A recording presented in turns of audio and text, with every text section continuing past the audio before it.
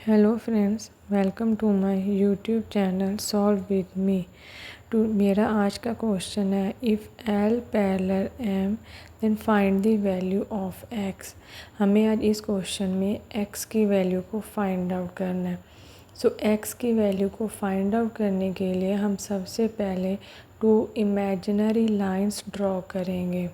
So let's start the video. सबसे पहले हम 2 एंगल्स की नेमिंग करेंगे, angle 1 and angle 2। So angle 1 plus angle 2 is equal to 180 degree.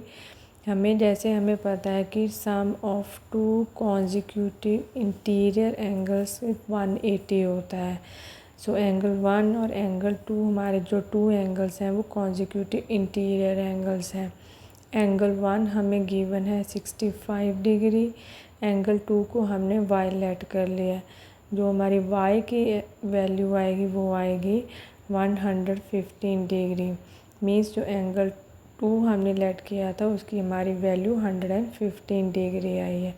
आगे हमने एंगल 3, एंगल 4 और एंगल 5 किया है। So angle 2 is equal to angle 4। Reason vertically opposite angles. अगर हमारा एंगल 2 115 डिग्री है तो हमारा जो एंगल 4 है वो भी 115 डिग्री आएगा। नेक्स्ट एंगल 2 प्लस एंगल 3 से angle 2 plus angle 3 straight line पे बन रहे हैं, तो इनका जो रीज़न है वो लीनियर पेयर एंगल्स होगा। एंगल 2 हमारे पास गिवन है, अभी हमने फाइंड आउट किया है, तो 115 डिग्री। एंगल 3 हमें फाइंड आउट करना है, तो इसमें हमारा जो एंगल 3 की वैल्यू आएगी -115 डिग्री। एंगल 3 की हमारे पास वैल्यू आएगी 65 डिग्री। अब हमने एंगल 2 फाइंड आउट कर लिया, एंगल 3 फाइंड आउट कर लिया, एंगल 4 फाइंड आउट कर लिया। हमारे पास बचा angle 5। So angle 3 is equal to angle 5। Same reason, vertically opposite angle. Angle 3 हमारे पास 65 डिग्री है, तो एंगल 5 भी हमारे पास 65 डिग्री होगा।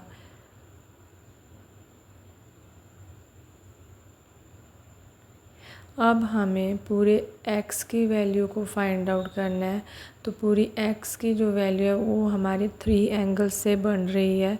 Angle 3 plus angle 4 plus angle 5, ये 3 एंगल्स को लेकर हमारी एक x की वैल्यू बन रही है।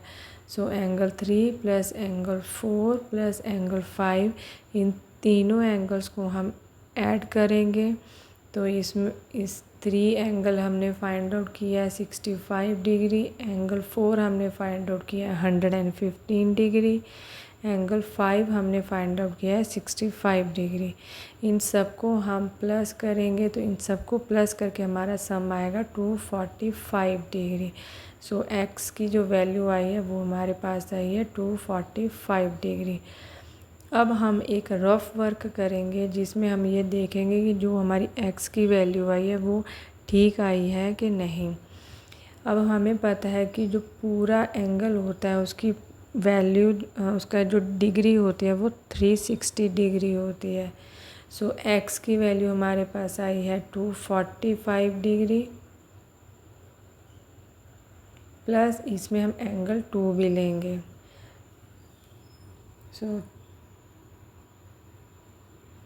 245 डिग्री और जो हमारा एंगल 2 है उसकी वैल्यू है 115 डिग्री।